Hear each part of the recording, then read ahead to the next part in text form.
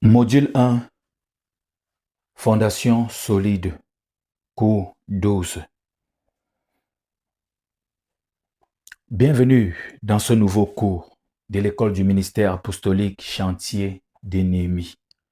Je suis l'apôtre Hervé Mokem. Aujourd'hui, nous allons étudier un sujet extrêmement important pour tout chrétien. L'obéissance, la désobéissance, la bénédiction et la malédiction. Ce sujet est important. Ce cours est important, extrêmement important. Pourquoi? Parce que c'est un sujet qui touche directement notre vie quotidienne, nos choix, notre destinée, notre famille, notre ministère et même les générations qui viendront après nous. Beaucoup de personnes désirent la bénédiction de Dieu, mais peu prennent le temps de comprendre les principes spirituels qui accompagnent la bénédiction. D'autres rencontrent des blocages, des difficultés, des situations qui se répètent dans leur vie sans chercher à comprendre les causes profondes de ces problèmes. La Bible, la parole de Dieu, nous enseigne que Dieu est un Dieu d'amour, de grâce et de miséricorde. Mais elle nous enseigne également que Dieu est un Dieu d'ordre, de justice et de sainteté. Il faut savoir qu'il existe des principes spirituels qui gouvernent la vie humaine. Lorsqu'ils sont respectés, ces principes, ils produisent certains résultats. Lorsqu'ils sont violés, ils produisent d'autres résultats. Tout au long de la Bible, nous retrouvons ce principe. Dieu place devant l'homme des choix et lui révèle les conséquences de chacun de ses choix. Dans le jardin d'Éden, Adam et Ève ont dû choisir entre l'obéissance et la désobéissance. Dans le désert, Israël, le peuple de Dieu, a dû choisir entre l'obéissance et la rébellion. Dans ta vie chrétienne, aujourd'hui mon frère, dans notre vie chrétienne aujourd'hui, nous devons également faire des choix chaque jour. L'une des vérités les plus importantes de la Bible, la parole de Dieu, c'est la vérité. Cette vérité est importante. Est que nos choix produisent des conséquences. Il faut savoir qu'en spiritualité, presque tout est conditionné, marche sur des principes si tu veux. Certaines conséquences sont immédiates. Parce que nos choix produisent des conséquences. Certaines de ces conséquences sont immédiates. D'autres prennent du temps avant de se manifester. Certaines touchent uniquement la personne concernée. Certaines conséquences, ça touche uniquement la personne concernée. C'est-à-dire, tu fais quelque chose là, ça te touche toi seul. Mais d'autres peuvent affecter une famille entière, un ministère, des générations, voire même une nation, un peuple même. Il faudra le savoir. Donc, quand tu es un dirigeant, fais attention à tes choix. Un mauvais choix peut détruire toute l'entreprise. Voilà des familles qui se retrouvent, des personnes qui se retrouvent en chômage. Un mauvais choix peut conduire le pays dans la guerre. Il faudra le savoir. Un mauvais choix peut détruire ton ministère. Et voilà plusieurs personnes qui persévéraient à tes côtés, qui se retrouvent dans la confusion. Dieu déclare, la Bible n'a pas caché. Dieu a parlé dans Deutéronome chapitre 30. Je prends aujourd'hui à témoin contre vous le ciel et la terre.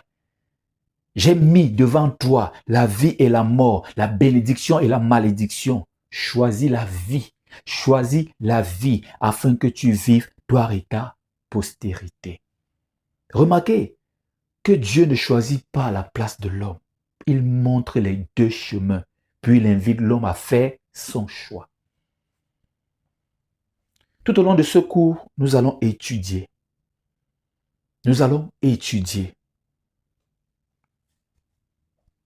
Ce principe.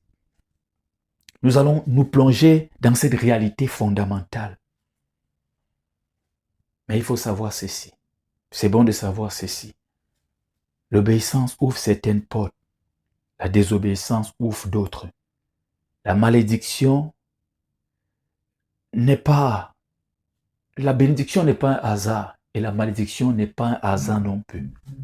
Les deux sont souvent liés à des principes spirituels que Dieu a révélés dans sa parole. Nous allons donc étudier c'est qu'est l'obéissance, c'est qu'est la désobéissance, c'est qu'est la bénédiction, c'est qu'est la malédiction, les différentes formes de bénédiction, les différentes formes de malédiction, les bénédictions et malédictions générationnelles. Nous allons parler des blocages spirituels et nous allons parler des promesses conditionnelles ou tout simplement nous allons parler des promesses, les promesses de Dieu ou les promesses tout simplement. Mon objectif dans ce cours n'est pas de t'effrayer, cher étudiant. Mon objectif n'est pas non plus de voir des malédictions partout, non. Mon objectif, c'est que tu comprennes les principes spirituels que Dieu a établis afin de marcher dans la volonté de Dieu, dans sa protection et dans ses bénédictions.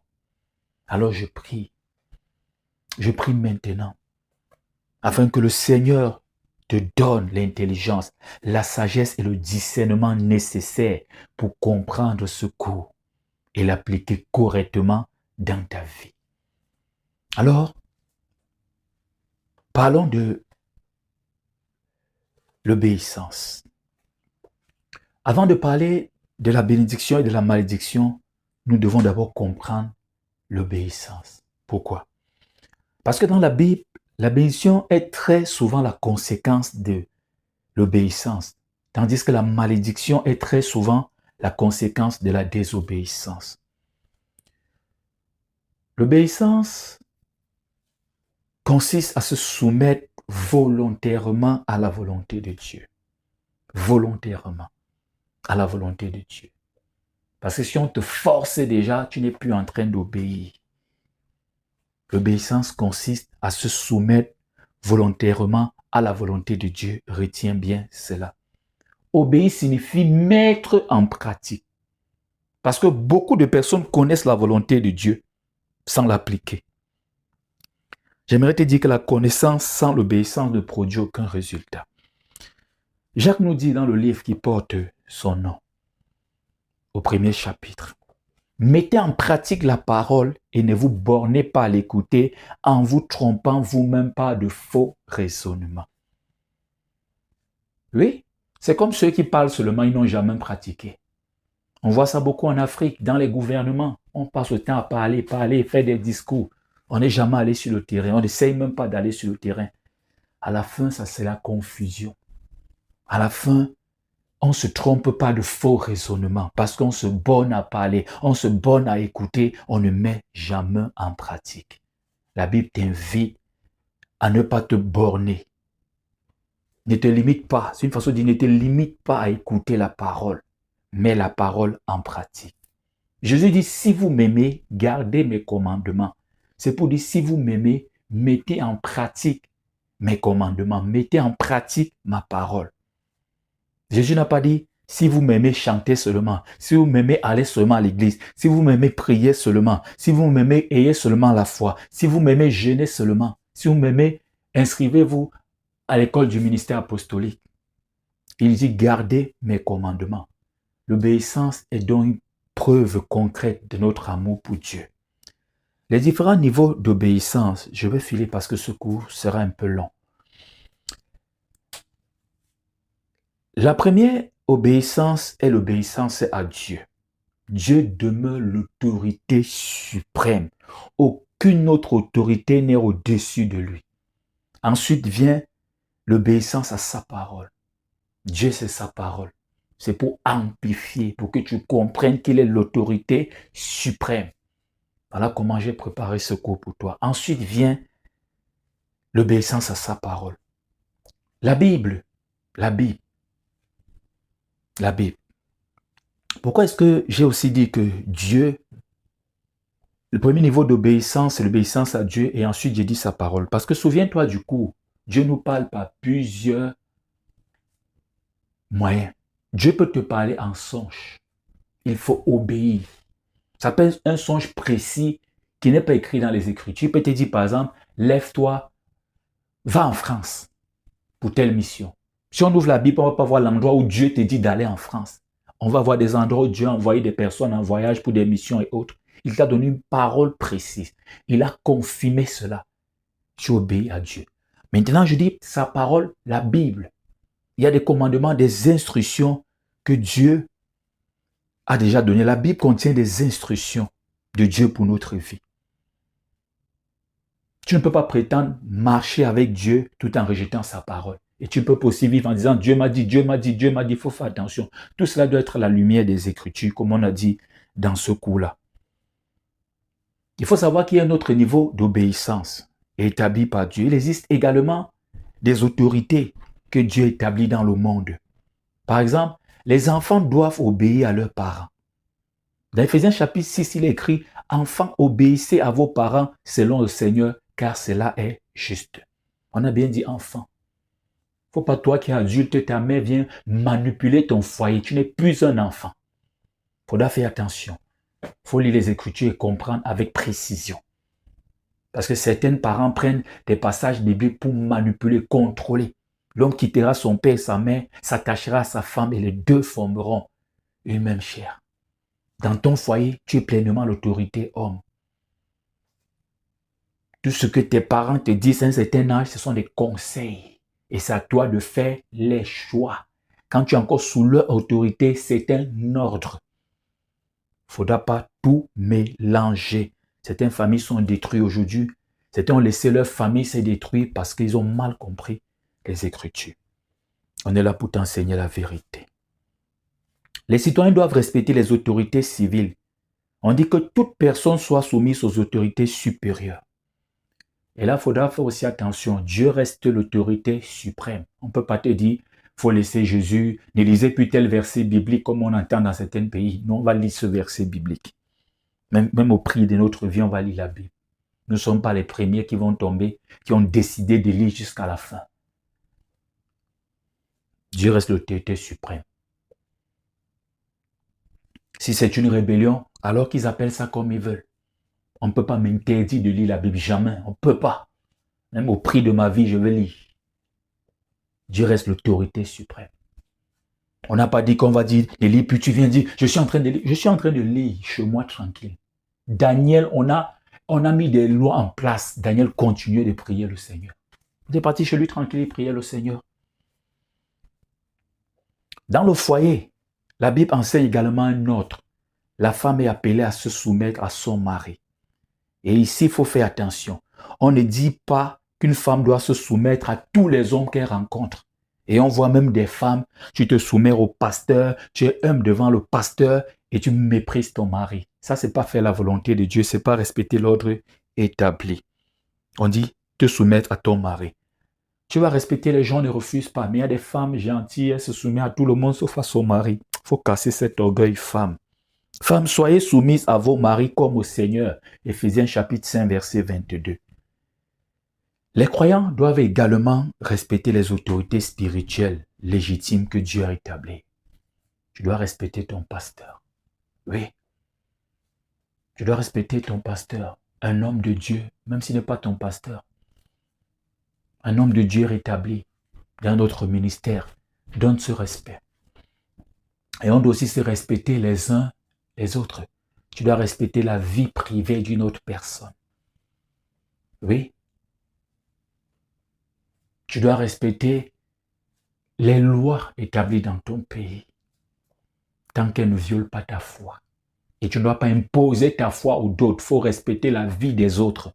On ne se met pas au quartier, on met les baffes parce qu'on est chrétien. Jésus, Jésus, non, non, non, non, non. Quand c'est même comme ça, les gens ne vont même pas croire. Tu es en train de salir le nom de Jésus. Il faut de l'ordre. Les choses... On va faire le cours sur l'évangélisation. Tu vas comprendre beaucoup de choses. La limite de l'obéissance, on va encore en parler. Il est très important de comprendre ceci. L'obéissance aux hommes possède une limite. Comme je viens de le dire, je vais encore le dire, il faut que ça entre. L'obéissance à Dieu n'a pas de limite. Donc même quand on dit soumets-toi à ton mari, il y a des limites. Il ne faut pas qu'il t'amène dans une secte et te dit qu'il est ton mari, c'est écrit dans la Bible. Ça, c'est de la manipulation. Lorsque la volonté de Dieu entre en conflit avec la volonté des hommes, ou lorsque la volonté des hommes entre en conflit avec la volonté de Dieu, le croyant doit choisir Dieu. Écoute bien ce coup a été préparé pour toi, pour ton édification, pour que tu lâches l'ignorance pour embrasser la connaissance. Lorsque la volonté des hommes entre en conflit avec la volonté de Dieu, le croyant doit choisir Dieu. Dans Actes chapitre 5, verset 29, il écrit « Il faut obéir à Dieu plutôt qu'aux hommes. » Si on nous interdit de servir Dieu, nous choisissons Dieu. Si un parent te demande de pécher, non, choisis la vérité, choisis Dieu. Si un responsable spirituel, parce qu'il y a beaucoup de faux pasteurs, un pasteur peut même changer sur le chemin. S'il te demande de désobéir à Dieu, choisis Dieu. Dis avec moi, je choisis Dieu. Si toi-même, ta chair se lève un instant pour dire des choses contraires, choisis Dieu. Dieu demeure l'autorité suprême. Il y a plusieurs exemples d'obéissance dans la Bible. Noé a obéi, il a construit l'arche. Abraham a obéi, il a quitté son pays. Joseph obéit même dans les moments difficiles. On obéit à Dieu en tout temps, en toutes circonstances. Marie a obéi et a accepté le plan de Dieu, malgré les risques. Il y avait des risques. Il y avait des risques. Comment tu enseignes un enfant? Ça s'est passé comment, Marie? Ça s'est passé comment? Marie a choisi d'obéir à Dieu malgré ses risques. Et comme la voix de Dieu, c'est toujours la meilleure voix, la valeur jusqu'aujourd'hui, elle est honorée. Je n'ai pas dit que on l'adore, il faut faire attention. Elle est honorée. Pas adorée, non. Jésus est l'exemple parfait de l'obéissance. Jésus est l'exemple parfait qui montre que l'obéissance à Dieu est suprême. On dit qu'il s'est humilié lui-même, se rendant obéissant jusqu'à la mort, même jusqu'à la mort de la croix. Et l'obéissance produit des fruits. L'obéissance de Jésus a produit le salut de l'humanité. Pourquoi l'obéissance est importante? Je vais te répondre. Parce qu'elle nous maintient dans la volonté de Dieu. Beaucoup veulent les bénédictions de Dieu sans suivre, sans vouloir même, ils n'ont même pas un projet de suivre les instructions de Dieu. J'ai connu plusieurs sur le chemin du ministère. On veut les choses de Dieu sans Dieu, sans se soumettre à lui. La Bible, ça ne marche pas comme ça. Dans toute la Bible, Dieu attache souvent ses promesses à l'obéissance. L'obéissance, elle est très importante. L'obéissance nous garde sur le chemin que Dieu a préparé pour nous. L'obéissance nous protège de nombreuses souffrances inutiles. Oui, elle nous protège. L'obéissance est une forme de protection.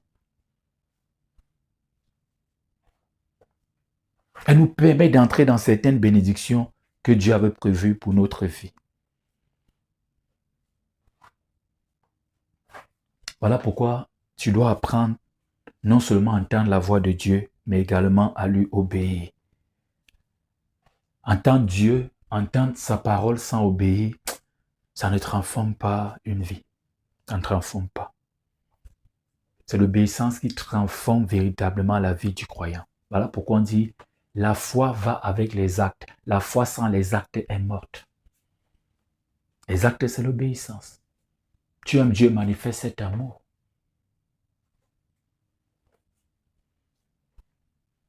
Nous allons parler de la désobéissance. Nous avons étudié l'obéissance et je vous invite toujours à faire encore plus de recherches. Il faut grandir, On ne peut pas tout vous donner ici, c'est qu'on ne va jamais finir. On vous donne l'essentiel. La base solide, la fondation solide. C'est une fondation. Il faut maintenant construire l'édifice. Après la fondation, on commence à lever des murs. Et après, ça porte, si la fondation est solide, tu as bien retenu tes cours, ça va porter plusieurs niveaux, ça va porter plusieurs dalles. Si tu n'as pas bien écouté tes cours, tu peux t'arrêter à une dalle pendant que l'autre personne est en train de construire un gratte-ciel. Donc, mémorise bien la fondation. Si l'obéissance nous rapproche de la volonté de Dieu, la désobéissance nous en éloigne. La désobéissance consiste à refuser volontairement ou involontairement ce que Dieu demande. Et ça, si tu vois un peu. Souviens-toi de ce qu'on a dit sur l'obéissance. Maintenant, la désobéissance consiste à refuser volontairement ou involontairement ce que Dieu demande. La première désobéissance dans la Bible apparaît dans le jardin. Dieu avait donné une instruction claire à Adam et Ève. L'instruction était simple, pourtant ils ont choisi de désobéir. Et cette désobéissance a produit des conséquences qui ont touché toute l'humanité. Cette désobéissance. Et l'obéissance de Jésus-Christ a aussi produit, on va dire conséquences. Tu vois, l'obéissance de Jésus-Christ a sauvé aussi toute l'humanité. Voilà pourquoi je veux que tu comprennes bien cette notion d'obéissance et désobéissance. Une seule désobéissance peut parfois produire des conséquences très grandes. Donc, fais attention à ta marche. Les différentes formes de désobéissance. Je vais un peu enlever cette idée dans la tête de certains chrétiens. Certains chrétiens pensent que la désobéissance consiste à faire uniquement quelque chose de très grave. Donc, c'est quand c'est très grave qu'ils ont désobéi. Certains chrétiens, même, c'est quand ils ont fait quelque chose de très grave qu'ils ont péché. Si c'est de simples choses, ce n'est pas un péché. Il faut demander pardon même pour les péchés que tu ne connais pas. La Bible nous montre plusieurs formes de désobéissance. La première forme, c'est la rébellion ouverte. La rébellion ouverte, il faut noter. Il faut avoir un cahier dans cette formation. Il faut avoir un cahier pour cette formation. Il faut noter. Il faut noter. Tu prends des notes. Tu fais des recherches. Tu vas en profondeur. La rébellion ouverte, c'est lorsque quelqu'un connaît clairement la volonté de Dieu, mais décide de faire volontairement le contraire. Je ne sais pas si tu comprends. Tu connais clairement la volonté de Dieu, mais tu décides volontairement de faire le contraire. Dieu a dit fais ceci. Tu connais que c'est ce que Dieu a dit. Tu connais la parole, mais tu fais le contraire.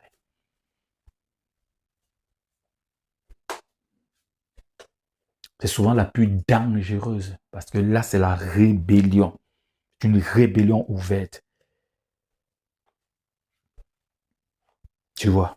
La deuxième forme de désobéissance, c'est la désobéissance partielle. Et là, elle est souvent très dangereuse. Pourquoi? Parce qu'elle ressemble à l'obéissance.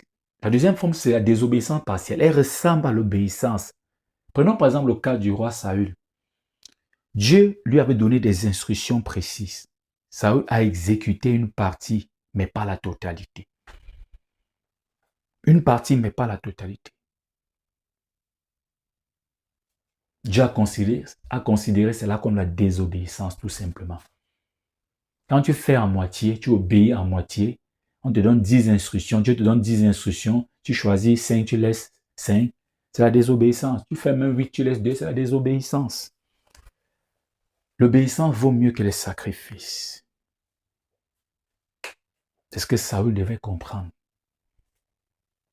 Dieu ne demande pas une obéissance à moitié, il demande une obéissance complète. La troisième forme de désobéissance, c'est la négligence. Tu sais ce qu'il faut faire. Tu sais, tu es d'accord qu'il faut le faire, tu dois le faire. Mais tu remets toujours à demain. Tu retardes ce que Dieu te demande. Tu vois? Avec le temps, cette négligence produit également des conséquences. La quatrième forme, c'est le compromis. C'est lorsque tu essaies de servir Dieu tout en gardant certaines pratiques que Dieu désapprouve. Tu fais un compromis, un arrangement. La main gauche tient un peu le monde et la main droite tient les choses de Dieu. Tu comprends? Il faut arrêter de faire les compromis dans ce cas précis. Dieu t'appelle à une consécration entière. Pourquoi les hommes désobéissent-ils? On va répondre à cette question. Et cette formation, c'est un ensemble de questions qu'on se répond. J'ai voulu faciliter cela, rendre ça simple et accessible à tout le monde, bien qu'elle soit profonde, cette formation, profond, les différents cours. Pourquoi les hommes désobéissent-ils? Plusieurs raisons expliquent la désobéissance des hommes. Il y a l'orgueil. L'orgueil pousse souvent l'homme à croire qu'il sait mieux que Dieu. Il y a l'impatience. Certaines personnes désobéissent parce qu'elles ne veulent pas attendre le temps de Dieu. Il y a la peur. D'autres désobéissent parce qu'elles ont peur. Ils ont peur des hommes. Ils craignent davantage les hommes que Dieu. D'autres, c'est les mauvaises influences. Tu peux être dans un mauvais milieu, dans une mauvaise assemblée. Les fréquentations, les mauvaises fréquentations. Tout ça a un impact considérable sur tes choix. Il y a le manque de foi. Parfois, Dieu te demande quelque chose qui semble impossible. Là, l'homme désobéit parce qu'il se dit quoi? Que Dieu, il croit que c'est trop dur. Il ne croit pas que Dieu peut accomplir ce qu'il a promis ou ce qu'il promet. Là, il désobéit, il laisse tout simplement tomber. Les conséquences de la désobéissance, on va les rapidement. La désobéissance produit, et il faut écouter ça, rarement des conséquences immédiates. Et c'est où il faudrait être prudent. Parce que c'est ça qui rend dangereux. C'est ça qui la rend dangereuse. La désobéissance. La désobéissance. J'espère que je suis pas en train de mélanger désobéissance, obéissance. Mais j'espère aussi que tu es concentré.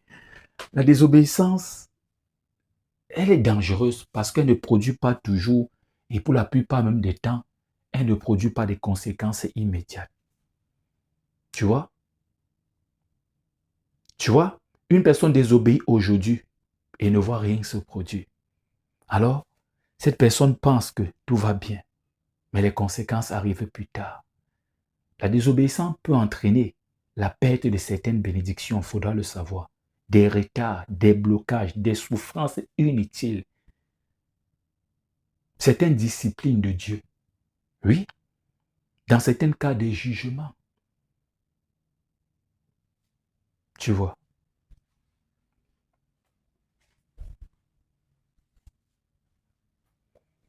Tu vois.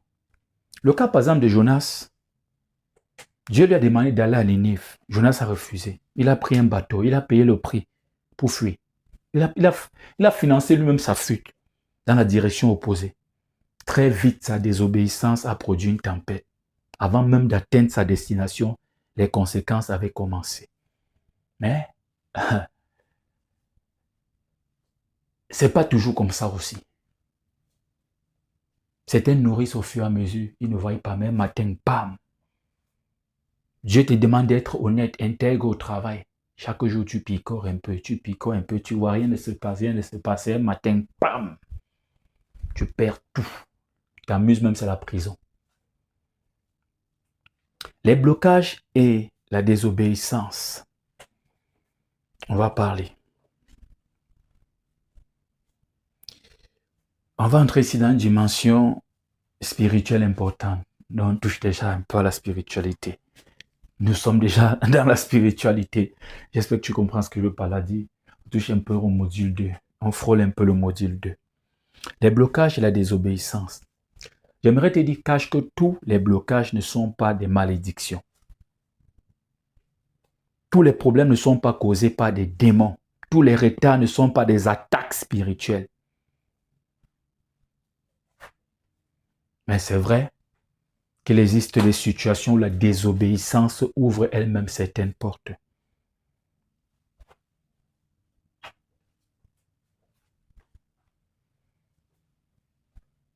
Les deux sont souvent liés aussi.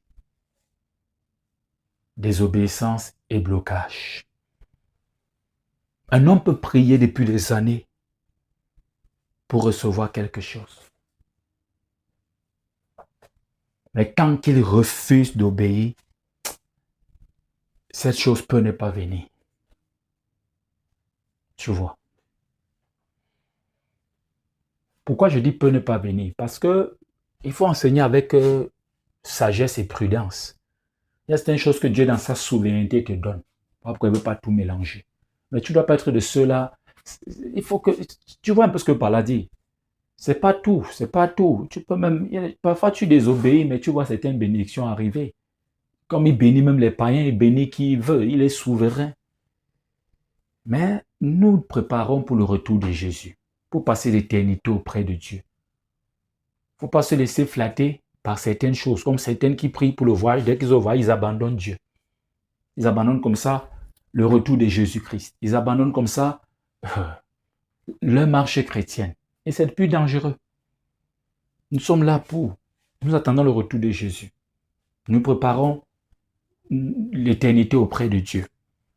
Donc nous sommes différents. On va arranger notre marche avec Dieu. On ne veut pas que quelque chose vienne salir ou brouiller le signal. Certains cherchent la délivrance, matin, midi, soir, chez des pasteurs partout, alors que Dieu leur demande tout simplement de se repentir. On cherche les enfants partout. Dieu demande tout simplement de se repentir. Les multiples avortements qui ont tout découpé dans le ventre, tout découpé, affecté et infecté les parties intimes. Et aujourd'hui, on est seulement en train de chercher l'enfant. Au nom de Jésus, j'aurai mon enfant. On maintient la désobéissance pour proclamer avec foi, tu vois, qu'on veut un enfant. On maintient la désobéissance. On refuse de se repentir. Et on veut déclarer avec foi. Il faut faire attention.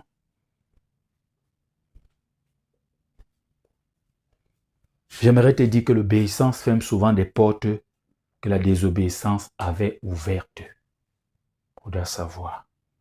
Et la désobéissance peut fermer des portes que l'obéissance avait ouvertes. Donc, fais le choix de l'obéissance. C'est une affaire de choix. Je veux parler aussi de la grâce. La grâce n'est pas une autorisation de désobéir. Tu dois comprendre cette vérité essentielle. La grâce de Dieu, elle est réelle. Elle est merveilleuse. Elle nous sauve. Elle nous pardonne. Elle nous relève lorsque nous tombons. Mais la grâce n'est pas une autorisation de vivre dans le péché. La Bible dit, dans Romains chapitre 6, demeurions-nous dans le péché afin que la grâce abonde? Question. Loin de là. Loin de là. Loin de là. Parce que certaines personnes utilisent la grâce comme une excuse pour continuer à désobéir. Ah, j'aurai mon voyage, même si je continue dans la masturbation, la fornication, dans la vie du désordre. Ce n'est pas le but de la grâce là-bas. La grâce nous donne ce qu'on appelle dans le monde une nouvelle chance. La grâce, c'est pour empêcher notre péché de nous empêcher d'avancer. Ce n'est pas pour valider notre péché. Ce n'est pas pour qu'on continue de la même façon. La grâce nous donne la force de changer. Elle nous donne la capacité de revenir vers Dieu. L'obéissance ouvre des portes, j'aimerais te le dire. La désobéissance ouvre également des portes. L'obéissance ouvre des portes de paix, de bonheur, de stabilité financière. L'obéissance. La désobéissance ouvre la porte de la tempête, ouvre la bouche du poisson pour qu'il t'avale. La désobéissance. Voilà pourquoi Dieu insiste autant sur ces deux principes. Parce qu'il faut faire ton choix. Il ne veut pas que tu fasses le mauvais choix, mais c'est toi qui dois faire le choix. Alors choisis d'obéir. Choisis de marcher selon la volonté de Dieu. C'est le meilleur choix pour toi. Nous allons continuer. Nous allons continuer dans une grande partie de cet enseignement. Après avoir étudié l'obéissance et la désobéissance, nous pouvons maintenant comprendre la bénédiction et la malédiction. Dans la pensée biblique, ces deux réalités sont aussi liées, sont souvent liées au choix que fait l'homme. L'obéissance attire certaines bénédictions, la désobéissance attire certaines conséquences qui peuvent aller jusqu'à la malédiction. Certaines conséquences de la désobéissance peuvent aller jusqu'à la malédiction. Je t'invite à lire le texte central, le texte central de cette étude. Ça se trouve dans Deutéronome 28. Donc, avant d'aller plus loin, avant de continuer, mets d'abord pause. Tu lis d'abord ce chapitre avant de revenir. Voilà pourquoi on a dit tu étudies à ton rythme. On ne te met pas la pression. L'avantage ici, c'est que c'est toi-même qui dois être discipliné. Lors de la première promotion, je peux le dire ainsi, la première fois, on donnait les cours en direct. On donnait des exercices. Ici, chacun étudiait à son rythme. Puisque certains se plaignaient, je suis en France, je suis aux États-Unis, je ne peux pas faire parce qu'il y a décalage, il y avait beaucoup de retard et tout. On a mis en place cette autre façon, mais qui a aussi ses inconvénients.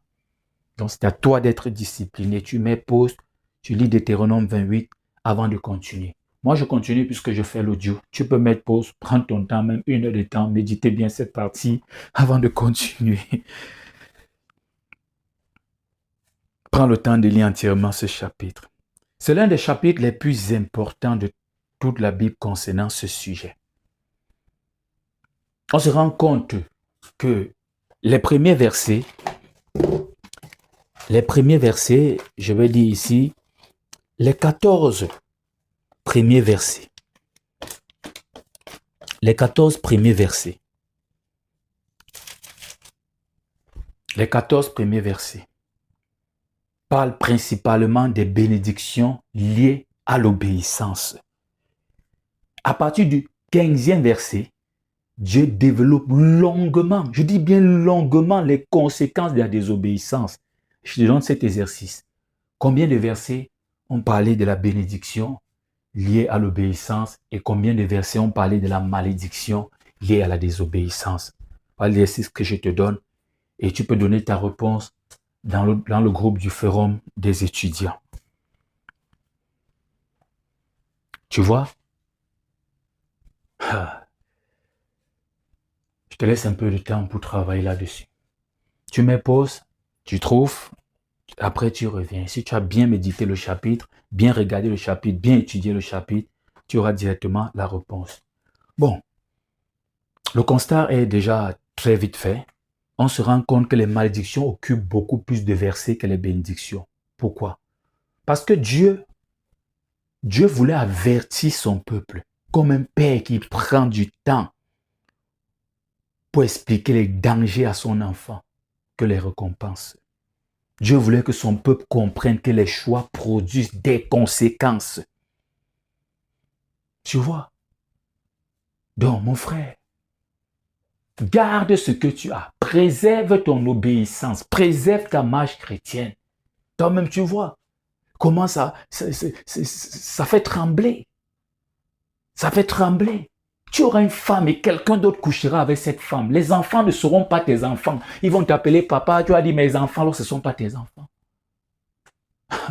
Tu vas cultiver, c'est quelqu'un d'autre qui va récolter, qui va profiter, qui aura le bénéfice de ton travail. Tu vois? Fais attention. Ce n'est pas pour te faire peur, mais c'est pour que demain tu ne dises pas parce qu'il y a la responsabilité personnelle. Et voilà comment plusieurs marchent dans leur vie, font ce qu'ils veulent. Demain, quand il y a des conséquences, ils sont toujours en train d'accuser les autres.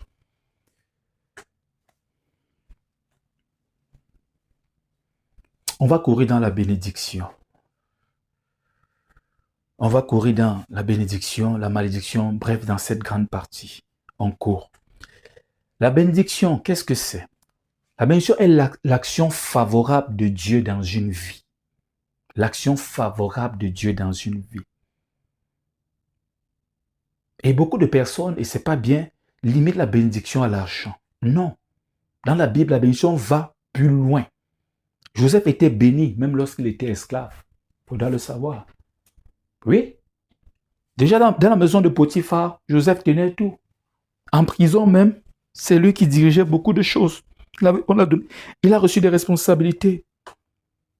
Daniel était béni même lorsqu'il vivait en captivité. Paul était béni même lorsqu'il traversait certaines souffrances.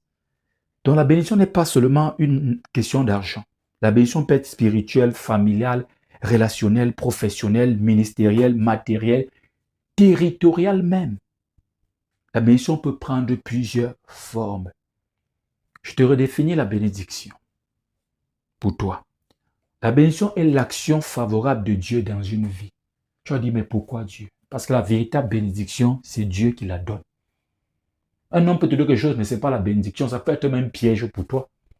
Ça peut être même demain pour porter ton nom à l'extérieur, pour saboter ton nom.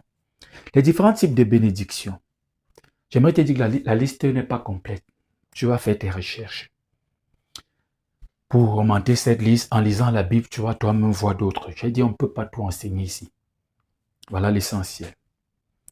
Il y a les bénédictions spirituelles, le salut, la paix intérieure, la communion avec Dieu, le pardon des péchés, la présence du Saint-Esprit, c'est une bénédiction.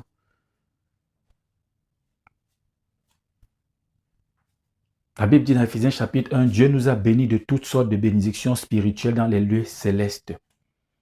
Il y a les bénédictions familiales, le mariage, les enfants, l'harmonie familiale, la paix dans le foyer est une bénédiction, je t'assure.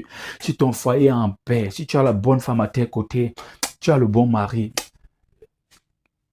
dis merci. Quand je dis bon ici, tu vois un peu ce que je veux par là dire. C'est le mot que je trouve à l'instant, mais ça ne veut pas dire que tout le monde, Dieu seul est bon. Nous sommes d'accord là-dessus. La paix dans le foyer est une bénédiction. Remercie beaucoup le Seigneur pour ça. Même s'il n'y a pas grand-chose, il y a la paix. Ah, moi, j'ai fait dans le domaine du bâtiment. Électricien, c'est-à-dire nous, même quand les travaux finissent, on vient pour des maintenances et tout. J'ai vu des foyers remplis d'argent, les vases en or, des grands écrans de télé. Il n'y avait pas la paix. J'ai vu des femmes orgueilleuses au milieu de l'argent. Il faut arrêter de dire que quand on a l'argent, on a une femme. Quand on a l'argent, on a la femme, c'est vrai. Mais on n'a pas la bonne femme. On n'a pas forcément la bonne femme. La bonne femme vient du Seigneur. Remercie Dieu si tu es une femme de paix à tes côtés. Tu es un homme de paix. Ça vient du Seigneur. Il y a les bénédictions professionnelles, le travail, la promotion, l'excellence. Joseph est un exemple. Il y a les bénédictions ministérielles, l'onction, l'impact. Tu peux faire ton ministère là tous les jours, tu dis la vérité et tout, mais c'est là, ça dort. Dieu peut te bénir. Bam! C'est que tu as commencé avec 4 personnes dans ton salon là. Le monde entier qui est connecté à toi. Il y a les bénédictions générationnelles. Certaines bénédictions touchent plusieurs générations. Il faut savoir qu'à chaque fois que je dis bénédiction ici, le contraire c'est malédiction. Il y a aussi les malédictions générationnelles. On fait quelque chose, ça touche des générations, ça coule sur des générations. Les lignes familiaux par exemple, c'est un blocage, c'est vrai. Blocage, et bon, tous les blocages ne sont pas des malédictions. Prenons le sens où c'était quelque chose de fait par l'ennemi et tout. Ça peut couler aussi sur des générations. Il dit, je fais miséricorde jusqu'à 1000 générations à ceux qui m'aiment et qui gardent mes commandements. Il y a les bénédictions territoriales. Dieu peut bénir une ville, il peut bénir une région, il peut bénir une nation. La malédiction. Une malédiction est une parole de jugement, une conséquence spirituelle négative ou une situation qui produit des effets destructeurs. La désobéissance volontaire ou involontaire, c'est la désobéissance. L'obéissance volontaire.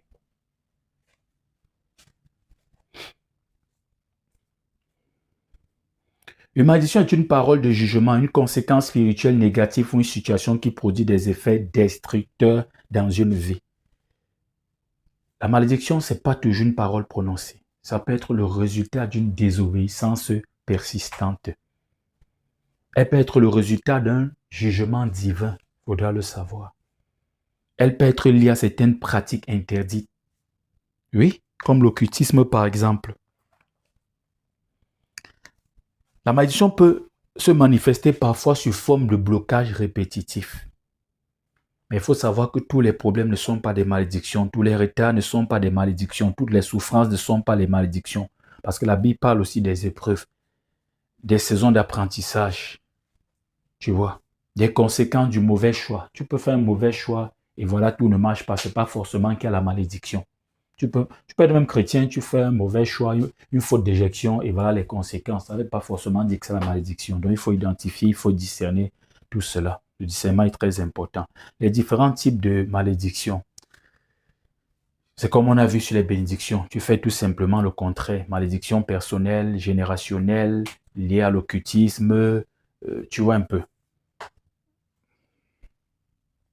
Les malédictions liées aux paroles. Oui, il faut faire attention. Un parent peut te maudire. Un parent peut te maudire. Une personne peut prononcer des paroles. Les blocages spirituels, je vais être rapide. Qu'est-ce qu'un blocage spirituel? Je sais que plusieurs se posent cette question. Un blocage est une situation qui semble empêcher une personne d'avancer normalement malgré ses efforts. Malgré ses efforts. On ne dit pas un matin, ah, je suis bloqué parce que tu as marché un peu et il y a eu opposition sur le chemin. C'est quand tu as fait beaucoup d'efforts, tu as essayé, et rien ne bouge, c'est où tu peux commencer à parler de blocage. Ou quand tu vois plusieurs situations dans ta vie s'accumuler. Par exemple, en amour, tu n'avances pas. Professionnellement, tu n'avances pas. L'école, même, tu as laissé tomber les études en chemin. Soit il n'y avait pas d'argent, soit... Tu regardes un peu tout ça, tu te dis, ça veut dire que finalement, je n'avance dans rien. Un blocage est une situation qui semble empêcher une personne d'avancer normalement malgré ses efforts. Il y a l'exemple des échecs répétitifs. Certaines pertes inhabituelles, des retards chroniques, des cycles de destruction, des schémas qui se répètent constamment, du déjà vu. Mais tous les blocages ne sont pas les malédictions. Il faut qu'on le dise. Parfois, c'est simplement un manque de sagesse, un manque de discipline, un manque de connaissance, une mauvaise décision, une désobéissance persistante. Même dans les mêmes choses, un refus de suivre le protocole. Parce que dans tous les milieux, il y a un protocole.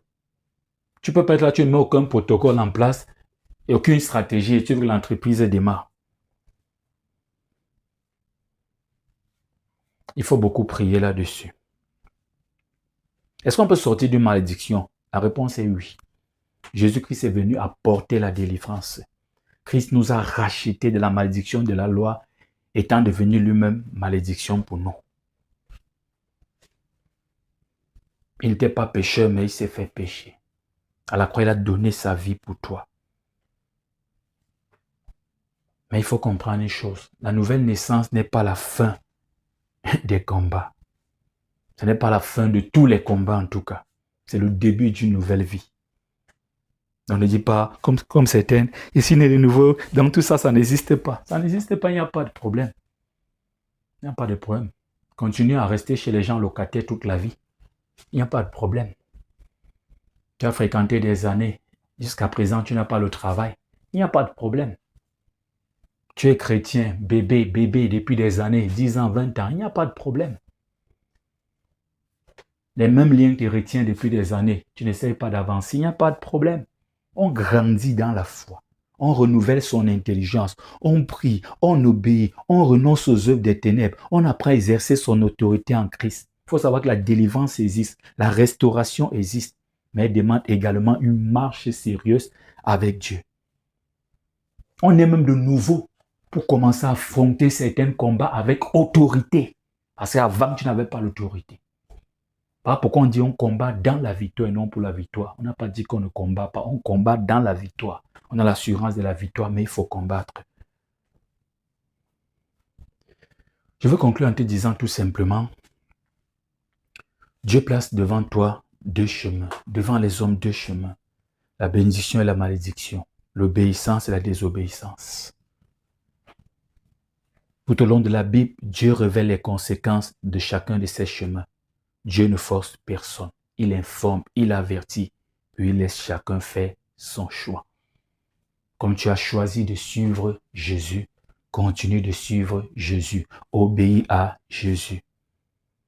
Donc tu dois apprendre chaque jour à choisir la voie de l'obéissance afin de marcher dans les bénédictions que Dieu a préparées pour toi. Tu dois apprendre chaque jour. Tu choisis. Dans chaque chose qu'il faut choisir, réfléchis bien. Quelle est l'obéissance? Quelle est la désobéissance dedans? Quelles sont les conséquences? Quelle est la voie de Dieu? Tu choisis la voie de Dieu. Parce que tu vas faire face à des situations au quotidien, même au boulot. Est-ce que c'est la voie de Dieu? Tu fais le choix de la voie de Dieu. Alors, les promesses de Dieu. Après avoir étudié tout ceci, nous entrons dans les promesses de Dieu. Depuis la Genèse jusqu'à l'Apocalypse, Dieu fait des promesses à son peuple. Certaines promesses concernent le salut, d'autres concernent la protection, la bénédiction, l'avenir de l'humanité. Il faut savoir cependant que toutes les promesses de Dieu ne fonctionnent pas de la même manière. Beaucoup de chrétiens aujourd'hui sont frustrés parce qu'ils lisent une promesse dans la Bible, mais ne voient pas son accomplissement. Et c'est un problème que je vais traiter. C'est un problème que je vais résoudre. On va résoudre ça ensemble. Parce que tu peux faire partie de cela. Tu as lu des promesses, tu ne vois pas son accomplissement. Tu as même peur de dire que Dieu est un menteur. tu restes seulement tranquille, tu observes. On va résoudre ce problème. Le problème vient du fait qu'ils n'ont pas compris qu'il existe différents types de promesses. Et je peux un peu lier ça à la bénédiction. Il y a la bénédiction conditionnée. La bénédiction que tu obéisses ou pas. Comme j'ai dit ça quelque part dans le cours, Dieu te donne selon sa souveraineté. Dieu peut réfléchir ça, papi prend un païen et dit, toi là, il faut que tu te construises déjà. Voilà la maison. Il voit un chrétien, il dit, voilà. Donc, il ne faut pas être frustré dans ta marche. Ne sois pas frustré. Tu peux même voir un chrétien qui fait un peu du désordre, mais son ministère, vraiment, ça va. Toi, tu es là. Non, ça, c'est la maturité. On est ici pour mûrir. C'est pour éviter. On est ici pour être mature. C'est pour éviter certaines frustrations. Dieu est un papa qui a plusieurs enfants. Parmi les enfants d'un père, il y a les têtus, il y a les délinquants, il y a ceux qui font un peu. Mais son amour est là.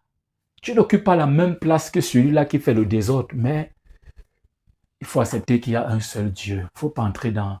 Tu n'as pas fini de régler tes propres problèmes. Non, pas dans un dossier qui concerne Dieu personnellement. Observe certaines choses, tu restes toi tranquille. Parce que certains chrétiens sont frustrés au point de dire, la voiture que tu as là, ça vient de la sorcellerie. Certains gens ne sont pas de la sorcellerie, même comme ils ne sont pas à l'église. J'ai vu certains païens qui mettent papier chez les marabouts. Dieu sait comment il prépare chaque personne. Il y a des gens qui ont là la sémence en eux. C'est seulement une affaire d'heure. Et certains nous observent même comme ça, les chrétiens, on crée le désordre partout. Et ils se retiennent. Alors qu'ils ont l'amour de Christ. Donc, il y a beaucoup de points, il ne faut pas entrer dans ça. Il faut juste comprendre les principes. Il y a les promesses conditionnelles de Dieu et il y a les promesses inconditionnelles. Dans la vie même, il y a des promesses conditionnelles et les promesses inconditionnelles. Une promesse conditionnelle est une promesse qui dépend d'une condition. Ça veut dire quoi? Ça veut dire que Dieu promet quelque chose, mais l'homme doit remplir certaines conditions. Par exemple, il dit, si tu obéis à la voix de l'Éternel, ton Dieu, tu vois, toute la suite, c'est des conditions. Dieu promet la bénédiction, mais il exige l'obéissance. Si mon peuple, la Bible dit dans 2 Chroniques, ceux qui a invoqué mon nom s'humilie, prie, cherche ma face et se détourne des mauvaises voies, alors je les exaucerai. C'est une condition. S'ils ne prient pas, s'ils ne se détournent pas des mauvaises voies, s'ils ne s'humilient pas, ils ne seront pas exaucés. C'est conditionné. Si. Comme on disait en mathématiques, si et seulement si. Si vous demeurez en moi et que mes paroles demeurent en vous, si vous demeurez en moi, les promesses conditionnelles sont nombreuses dans la Bible.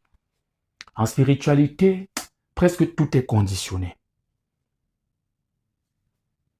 La protection, la prospérité, la faveur dans la Bible, certaines guérisons dans la Bible, certaines restaurations, certaines interventions divines dans la Bible sont conditionnées.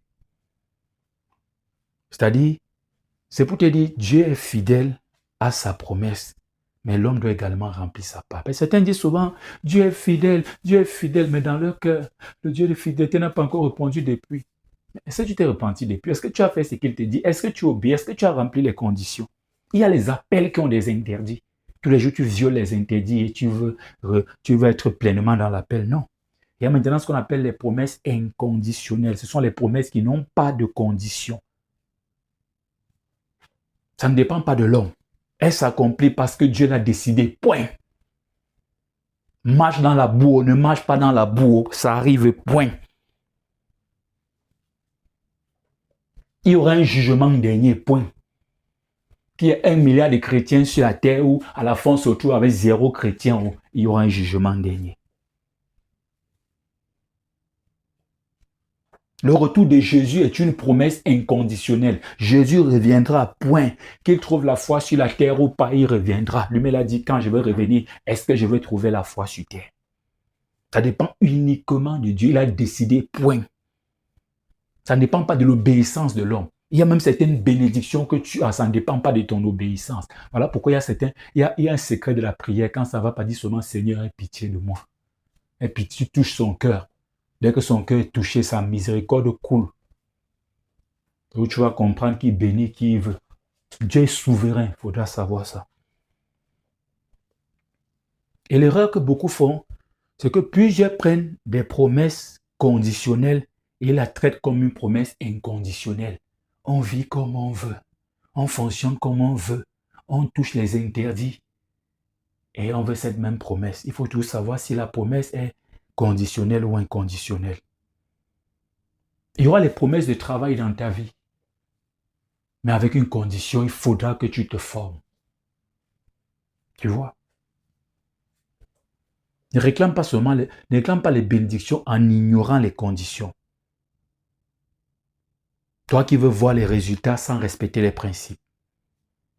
Dieu agit selon ses propres règles. Par exemple, il y a beaucoup qui veulent la récolte. Mais au moment de s'aimer, on les appelle, non, ils ne veulent pas s'aimer, mais ils veulent récolter. Beaucoup veulent la faveur, mais ils refusent l'obéissance. Beaucoup veulent la victoire, mais ils refusent la discipline spirituelle. Le combat spirituel même. Ils ne veulent même pas jeûner. Dieu est un Dieu de grâce. Il est un Dieu souverain. Il est un Dieu de grâce. Mais il est aussi un Dieu d'ordre. Pourquoi est-ce que Dieu donne les conditions? Les conditions ne sont pas là pour compliquer ta vie. Elles sont là pour te protéger. C'est là pour te protéger. Prenons l'exemple d'un père. Il dit à son enfant, si tu réussis ton année scolaire, si tu as cet examen, je vais t'offrir un cadeau. Le père ne cherche pas à punir son enfant. Il cherche à encourager son enfant à faire ce qui est bon pour lui. De la même manière, Dieu utilise les promesses conditionnelles pour nous conduire vers la maturité spirituelle. Et n'oublie pas qu'il y a aussi un ennemi qui te guette, Satan. Donc tout ça, c'est aussi pour te protéger. Et tout le reste là, c'est le règne de Satan. La désobéissance, tout ça, c'est le règne de Satan. C'est aussi pour t'éloigner des choses de Satan, pour t'éloigner de l'obscurité, pour que tu restes dans la lumière de Dieu. Parce que Dieu est lumière, il est pur. Et toute parole qu'il donne, toute loi qu'il donne, c'est pour ta protection, c'est pour ton bien.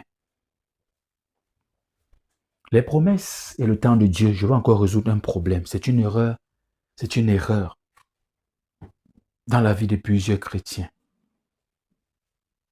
C'est le fait de croire que toute promesse doit s'accomplir immédiatement. Dans la Bible, certaines promesses ont mis des années, des décennies avant de se réaliser. Abraham a attendu Isaac longtemps. Entre la promesse et Isaac, il y a 25 ans. Joseph a attendu plusieurs années avant de voir ses rêves se réaliser, s'accomplir. David a été oint longtemps avant de monter sur le trône, il faudra le savoir. Entre la promesse et l'accomplissement, Dieu travaille souvent le caractère de ses serviteurs. Alors laisse ton caractère être travaillé et il faut suivre d'une façon attentive ce cours qui va parler, cette partie du module 1 qui va parler du caractère chrétien. L'attente ne signifie pas que Dieu t'a oublié. Comment recevoir les promesses de Dieu? La foi, l'obéissance, la patience, la persévérance, la prière, la fidélité, la méditation des saintes écritures, tout simplement. Et bien d'autres choses même. Tout ça, ce sont les chemins que Dieu utilise pour conduire son enfant vers l'accomplissement de ses promesses. Le plus grand danger qui guette tout ceci, le plus grand danger, ce n'est pas l'absence de promesses. La Bible est remplie de promesses. Le plus grand danger est de perdre une promesse par désobéissance. Israël, par exemple, devait entrer rapidement dans la terre promise. Mais à cause de l'incrédulité, de la désobéissance, toute une génération est morte dans le désert.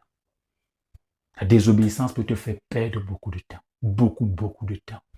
trop de temps, trop d'années. Il y a beaucoup d'années que tu as gaspillé, là, c'est la désobéissance. C'est même pas les ennemis. Tu vas dire, oh, les liens. Dieu t'a appelé à prier, à obéir, pour qu'il te remplisse de la grande puissance, te donne la sagesse. Il t'a dit, écoute les enseignements. Tu ne veux pas écouter les enseignements. Fais-toi former, tu refuses. Médite, tu refuses. Tout ça en train de te perdre du temps. La promesse d'Israël était réelle, mais la désobéissance a retardé son accomplissement. C'est une promesse conditionnelle. Ils n'ont pas respecté les conditions. C'est une rébellion ouverte, même une désobéissance ouverte, une rébellion. Face à Dieu, ils n'ont même pas eu peur. Et les conséquences étaient quoi? La mort. Adam a désobéi, ça a conduit à quoi? La mort spirituelle, la séparation d'avec Dieu. Voilà pourquoi l'obéissance demeure l'un des thèmes centraux de toute la Bible. Il faut obéir, mon frère, il faut obéir. Toi qui veux la bénédiction, obéis, ma sœur. Dieu est un Dieu qui fait des promesses. Certaines promesses sont conditionnelles, d'autres inconditionnelles. Le croyant mature doit apprendre à distinguer les deux. Et le croyant mature ne doit pas seulement réclamer les promesses. Il doit chercher également à respecter les conditions que Dieu a attachées à ses promesses. Parce que dans le royaume de Dieu, mon frère, les bénédictions, les promesses et l'obéissance sont souvent liées, sont étroitement liées, sont même liées. Je vais le dire directement.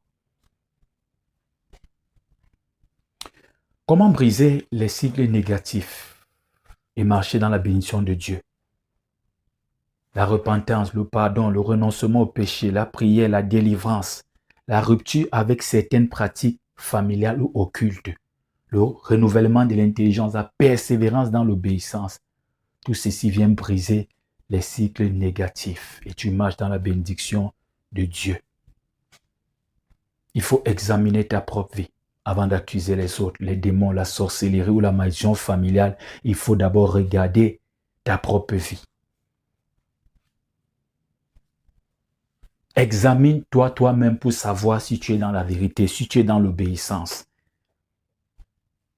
Parce que certaines difficultés proviennent tout simplement de ton mauvais choix. Certaines portes ont été ouvertes par tes propres décisions, les mauvaises décisions. Certaines conséquences sont le résultat direct de tes actions. Certaines choses que tu vis aujourd'hui, c'est les conséquences de ton choix d'hier. Ce sont les conséquences de ton choix d'hier. La sagesse consiste à reconnaître ta responsabilité lorsque cela est nécessaire. Voilà pourquoi il y aura un coup important sur ça, la responsabilité personnelle. Alors, regarde tout ceci et repens-toi.